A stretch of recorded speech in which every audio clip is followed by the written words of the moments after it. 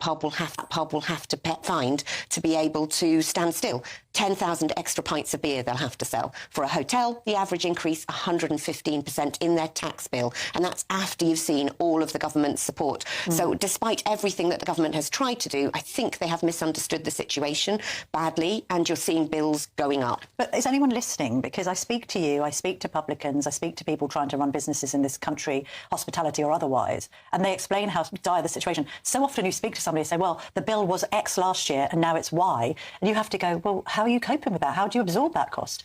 Now, prices go up in pubs and hotels and restaurants inevitably, and we've all noticed that in our pockets, and who can blame them, because they've got to make up for the shortfall somehow. But what's been the worst? If you look at both budgets, what's really affected businesses the worst, so to speak? Well, I think you're right. It is the cumulative impact of both of those budgets. In 2 successive years, you've had above inflation increases in wages, you've had above inflation increases in business rates, and then you've had changes to the way that tax is calculated.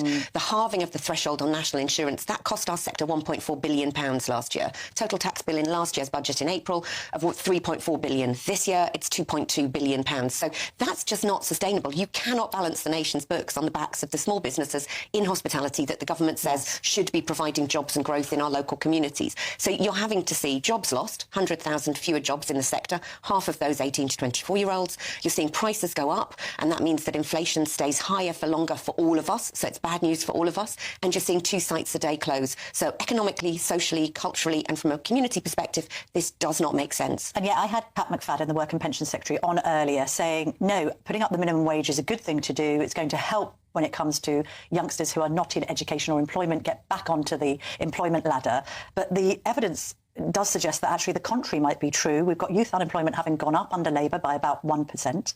We've also got a situation, the Centre for Policy Studies, I mentioned this earlier, has calculated that it now costs an employer an extra £4,000 to employ someone 18 to 20. What are you seeing on the ground? Is the minimum wage increase actually putting people off hiring younger people? Well, I think what it's doing is adding to this toxic cocktail of costs that the businesses are having to maintain. We would all love to pay fair wages. We all want to be able to provide full employment. But you have to, as a business, be able to cover the costs of doing business before you can create jobs. And at the moment, that virtuous circle is just going backwards. We're not able to afford to employ people. A third of our hospitality... If you're after a casino app that's actually easy to use, then Betmaster Casino app is worth a look. The costs of doing business before you can create jobs. And at the moment, that virtuous circle is just going backwards. We're not able to afford to employ people. A third of our hospitality businesses saying they're having to close and not open full hours. 2/3 of them saying they're having to cut staff headcount because they cannot afford to employ people. You can only pay fair wages if you can afford to employ people. That's not just the minimum wage, that's the cost of doing business. And these business rate increases, frankly, the announcement today, it's very welcome of the work experience money, but that money would be better spent in reducing the tax bill and reducing business rates for our hospitality sector so that they can employ people on their own grounds. Tell me about pub closures. Again, we hear lots of different figures. We appreciate how difficult it is out there for publicans.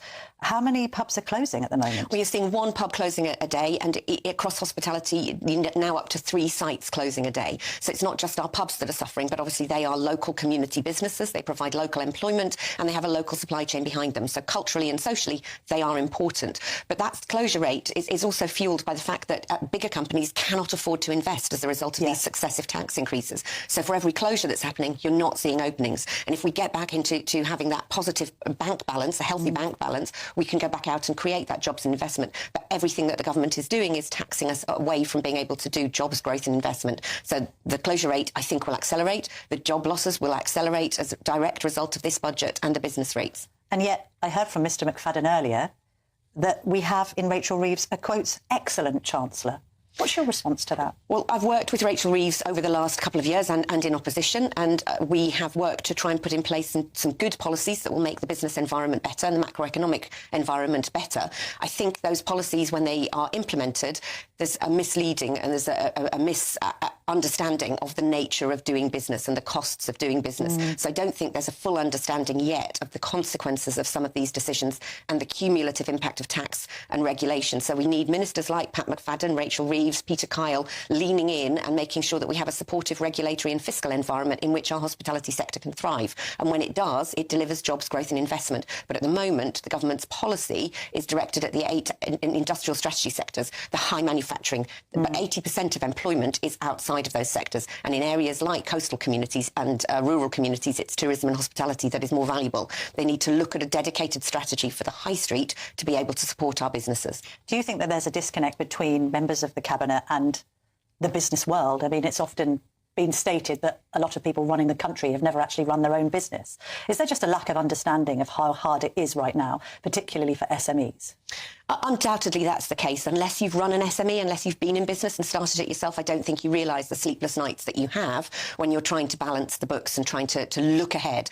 And I think there's also a misunderstanding at a civil service level of the profit margins that businesses are facing. Businesses in our sector have seen their profit margins halved since COVID as a direct result of all the taxes and costs. So the room for manoeuvre when you're operating on profit margins of 3% is non-existent. Any slight change in the tax base and you are going to push businesses out of business. And government needs to work more closely with businesses in hospitality, retail, the everyday economy. They need to understand the everyday economy because that's where 80% of the employment comes and 50% of the economic value comes. But at the moment, they're not talking to that sector sufficiently to understand the impact of decisions they are taking. Kate Nichols, you've been so clear in what you're saying. That's the killer stat, isn't it? Profit margins have halved since COVID.